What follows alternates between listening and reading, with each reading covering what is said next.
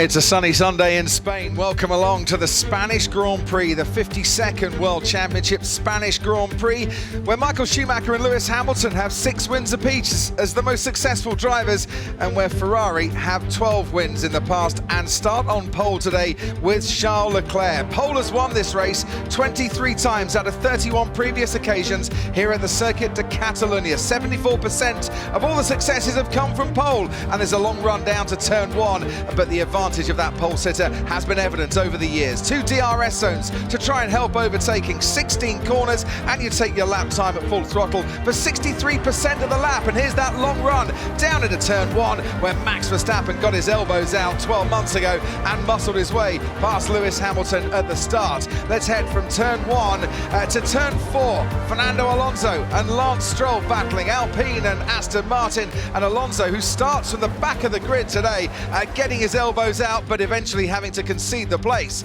Let's now go to turns 10 and 11. This is Hamilton and Bottas, teammates at the time. That's the second real overtaking spot on the track. Turn 1 and turn 10, the places where you can get past. Here are the tyre compounds. Pirelli have brought the hardest tyres in their range. The C1, the C2 and the C3. The soft tyre in these really hot conditions might just come into its own with its working window, working very nicely in the support races earlier today. Could that be the favoured race tyre? Here's the starting grid then. Ferrari on pole, but Fernando Alonso, who won here for Ferrari, starting at the back. Complete power unit change. He's 20th. Nicholas Latifi ahead of him, and Alex Albon in 18th after out-qualifying Latifi for the 6th time this season. Lance Stroll starts 17th behind his teammate Sebastian Vettel, both Aston Martins out in Q1. Zhou Guanyu starts 15th for Alfa Romeo, and then there's the 2 Alpha Tauris of Tsunoda and Gasly lining up alongside each other. Esteban Ocon starts 12th. Lando Norris, who has not been feeling at all well so far this weekend, starts 11th. Mick Schumacher into Q3 for the first time in his career, starts 10th, with Daniel Ricciardo keeping him company. Kevin Magnussen 8th as Haas get both drivers into Q3. Valtteri Bottas starts 7th. He's been on the podium last 4 years here. Lewis Hamilton has been alongside him on that podium. Sergio Perez still searching for a first podium here, and it's George Russell in 4th and Carlos Sainz with his highest ever start in his home race, who lines up 3rd. Max Verstappen on the front row alongside Charles Leclerc on pole. The 4th time this season those two have shared the front row, and it's what will happen over the course of the next 66 laps. We are about to find out. It's the Spanish Grand Prix in 2022. It's lights out and away we go, and it's a fairly even start. George Russell gets tagged but manages to stay on the track. Over Hamilton, and now coming round the outside and making contact is Kevin Magnussen, and Magnussen goes off to the gravel in the Haas. Lewis Hamilton survives, but has he got damage on his Mercedes? He's going very, very slowly around turn 5. Yeah. I've been hit. I think the stewards are going to say that's a racing incident at the start of a Grand Prix. Kevin is perfectly within his rights to try to go around the outside. Lewis just grabbed me. He knew what he was doing.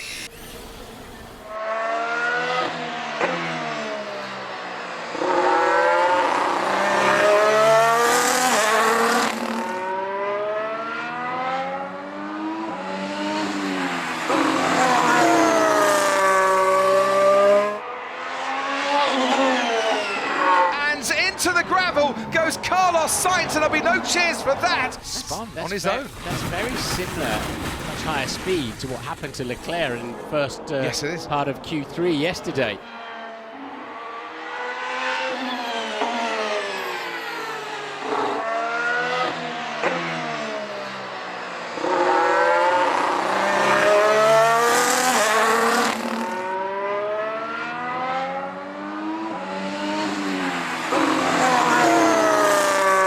To the gravel goes Max Verstappen. I'm assuming it's going to be a carbon copy of what happened. Yeah, just a big lazy slide. Yeah.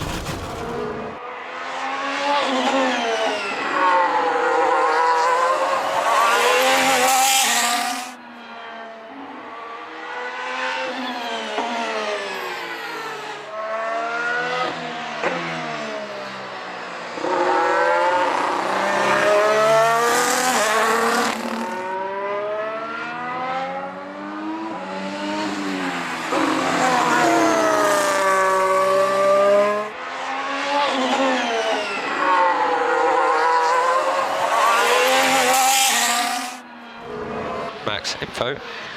The DRS flap did not open last lap. Keep trying.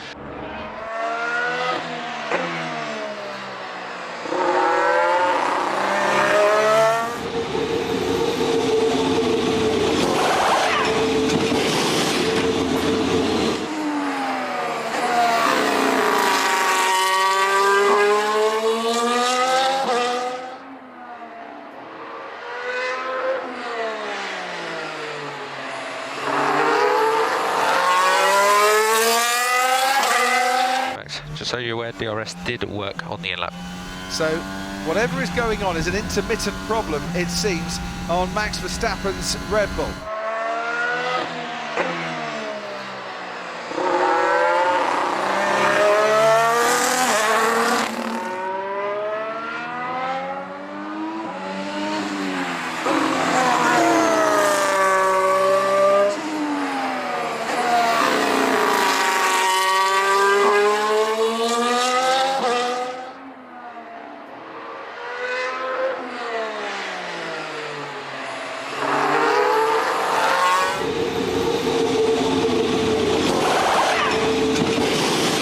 What's Max Verstappen going to do here?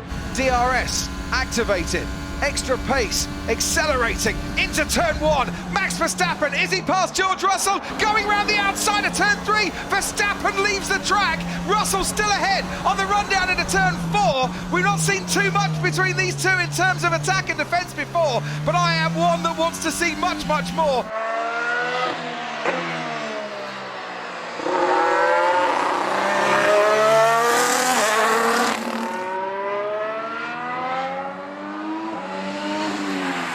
Charles Leclerc must wonder where everybody got to this afternoon, but that's a Ferrari going very slowly. No! No! No! No! What happened? What happened? Lost power. George Russell crosses the line. Max Verstappen's DRS is working. Meanwhile, Lance Stroll takes a spin after making contact with Pierre Gasly. As Max Verstappen now comes into the pits, George Russell will be defending from Sergio Perez as Verstappen now makes his second stop of the race.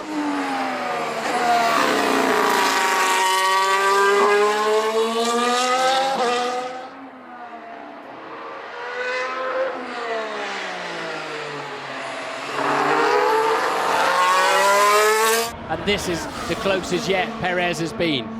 Yes, it is. And he's only got a couple of car lengths as George Russell moves over to the inside. And now Sergio Perez manages to clear that Mercedes and make his way into the lead of this race. Verstappen just pitted onto the soft compound tyre. Absolutely flying here. Trying to go around the outside at turn 12. Don't see very many overtakes there. Verstappen had so much grip coming out of turn 11. Beautiful move. And George Russell pits. So he's not going to get the chance to go round Max Verstappen. Mercedes left it until right at the last moment before they could bring George Russell in and, well, basically avoid any unnecessary wheel-to-wheel action and give him his second pit stop.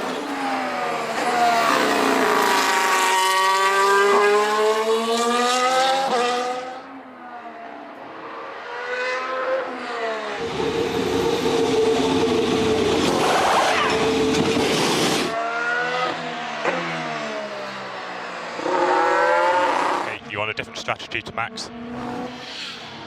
If he's quicker, we let him through. That's very unfair, but okay.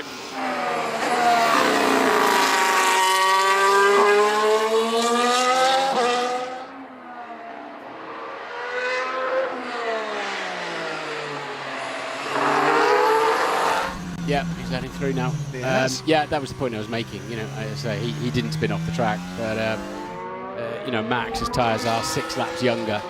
Thank you, mate.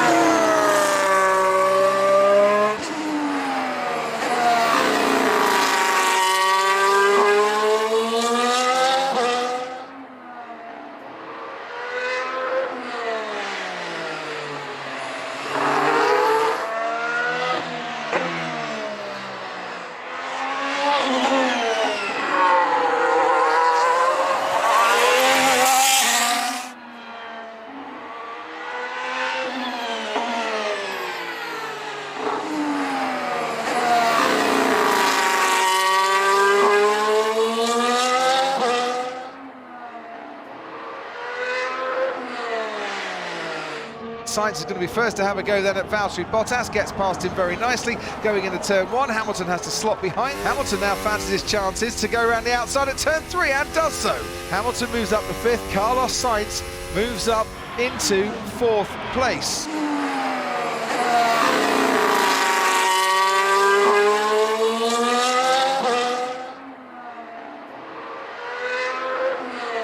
Carlos Sainz just trying to break the toe somewhat as they pass the main grandstand, but he's not broken it enough as Lewis Hamilton moves to the outside of the track and then swoops round in front of Carlos Sainz and up into 4th place.